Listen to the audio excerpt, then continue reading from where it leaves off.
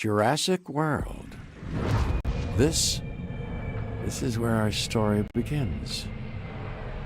Scientific breakthrough without any consideration of the consequences. So nature did what it does and unleashed chaos. This time, we were deeper into the illusion of control, and the chaos brought something much worse. And for a moment, we remembered how precious life is. But time has a funny way of softening our memory of what it's like to lose control. And ambition. Ambition is a persistent thing. For the dinosaurs left behind, time was becoming immaterial. From miracles of science to assets destined for exploitation. Perhaps it's time we reflect on the true nature of nature. An endless cycle with one goal: survival. And this means that dinosaurs and humanity will have to find a way to work out their differences.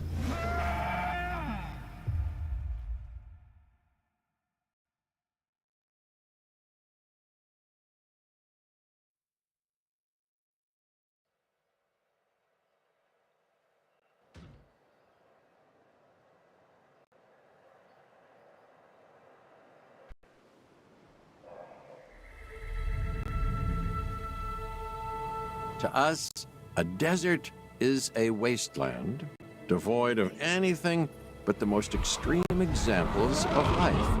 But creatures once thrived in these lands hundreds of millions of years ago. Given the geological history that we're dealing with, dinosaurs walking among the tumbleweeds isn't that much of a stretch. The current situation, where dinosaurs are running wild, is untenable to those in charge, well, those that think they're in charge. So we're left with a problem or an opportunity. This is where you come in. They've ignored my warnings before, but maybe this time with you, it's going to be different. I'm willing to embrace the uncertainty.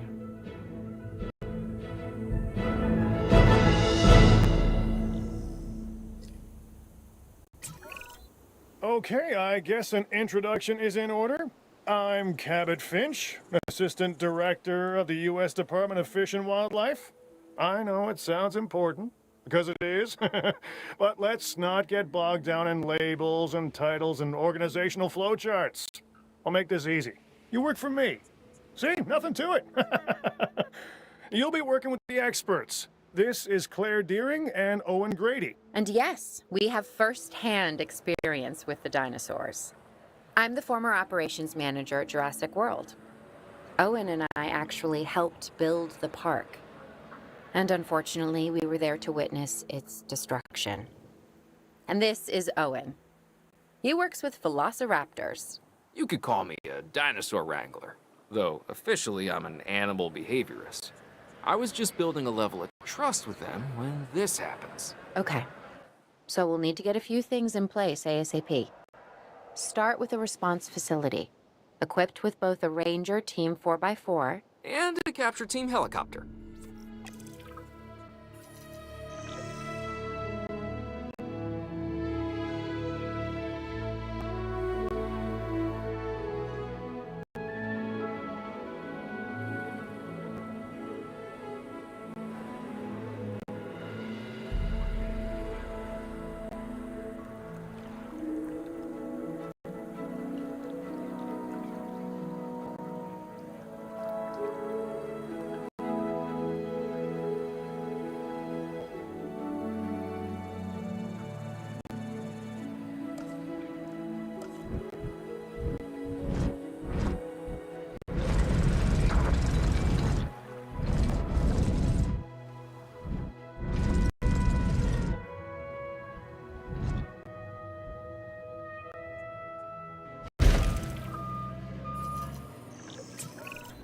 We are making excellent progress, so let's stay focused. Next step, building a backup generator. Then feeding the energy it creates to the response facility. And also make sure the building is connected to the path network. It only does us good if it's operational.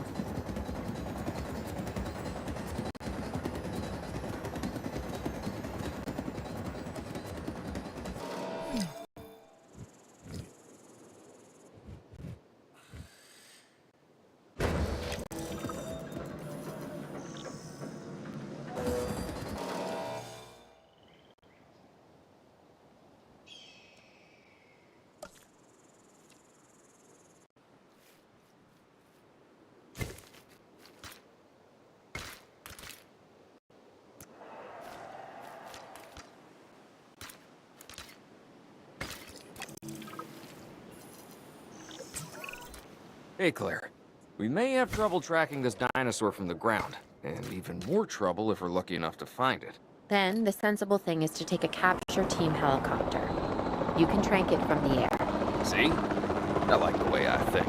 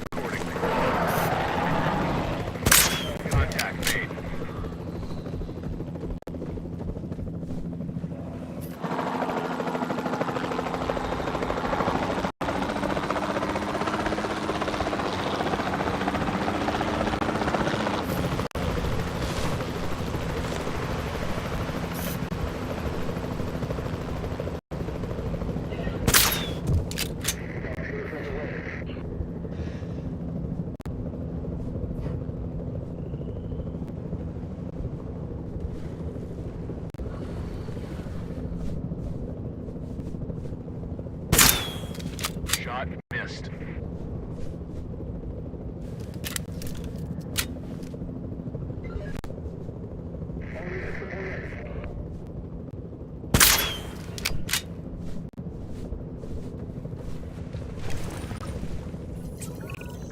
Claire, this is Owen.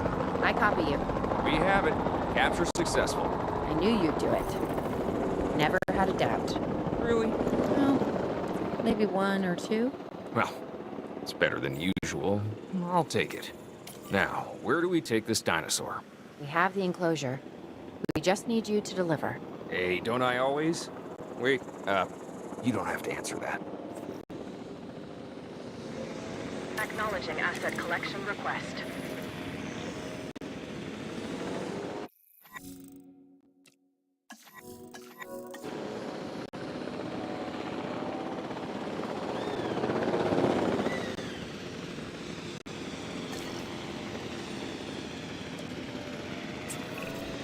John Hammond was concerned about what would happen if dinosaurs lived in the wild.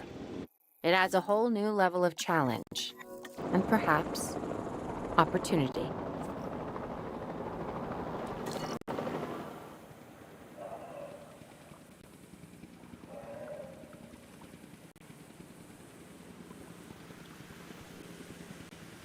Transportation underway.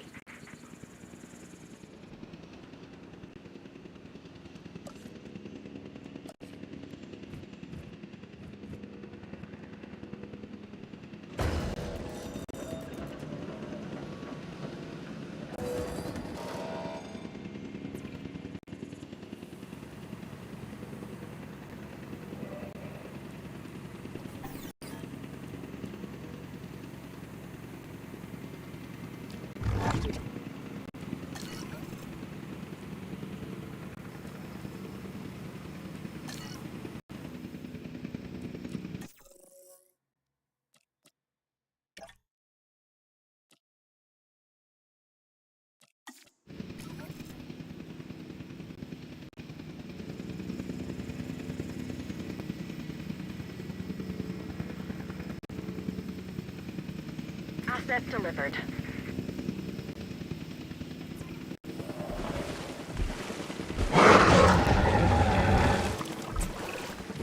Ooh, I instantly recognize this dinosaur.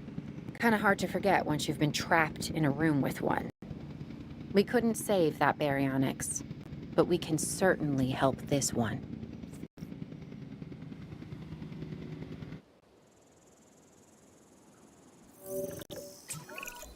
There's not a lot out there for the dinosaur to consume, so we'll need a feeder inside the perimeter of that enclosure. Hungry dinosaurs make me nervous. Can't disagree with you there.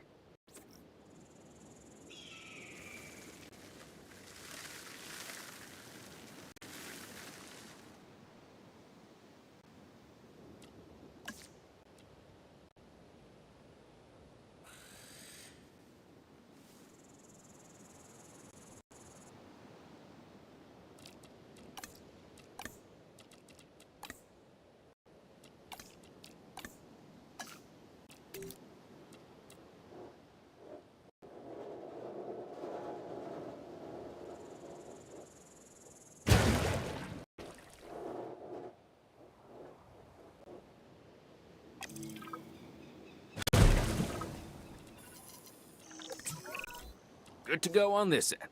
Copy. Okay. We need to get a full assessment of the dinosaur's health. Utilize a ranger team vehicle.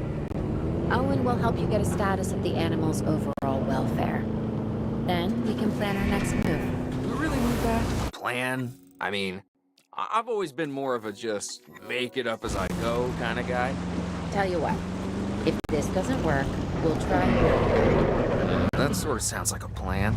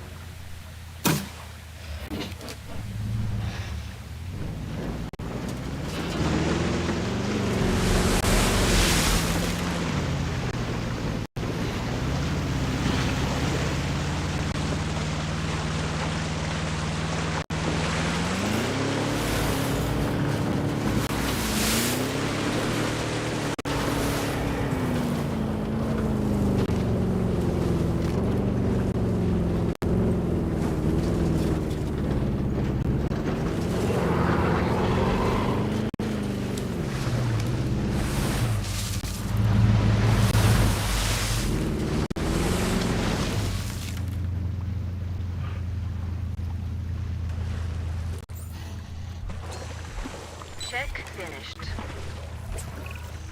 While we can't replicate what we had on the islands, we still have to do what we can to get the dinosaurs more comfortable with their current surroundings here in Arizona. Sunscreen and drinks by the pool? How's that sound? Are you seriously asking? Or pretend asking? Okay, Claire, how about we add some preferred terrain to their pens instead? Better?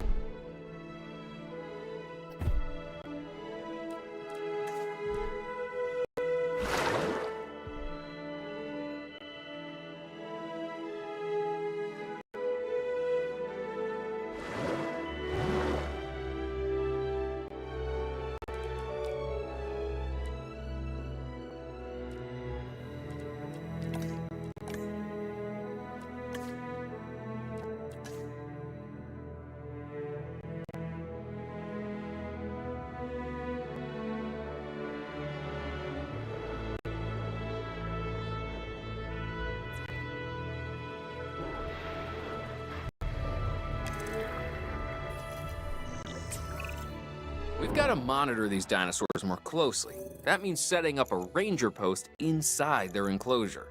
It sounds crazy, I know, but this'll work. Trust me.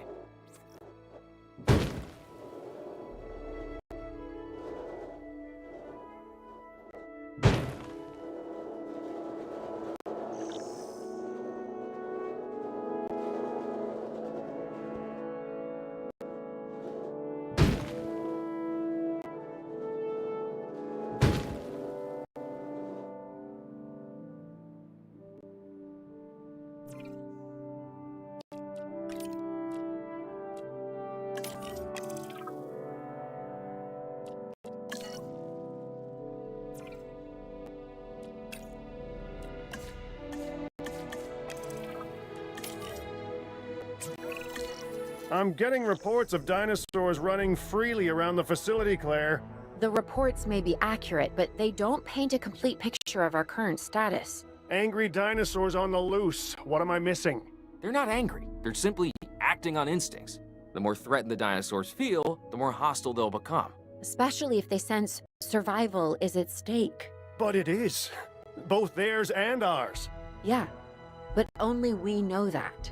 Well, for now, anyway. We'll start by tranquilizing one of the dinosaurs from the helicopter, and then have a transport team bring it back to the facility. Great. Do it.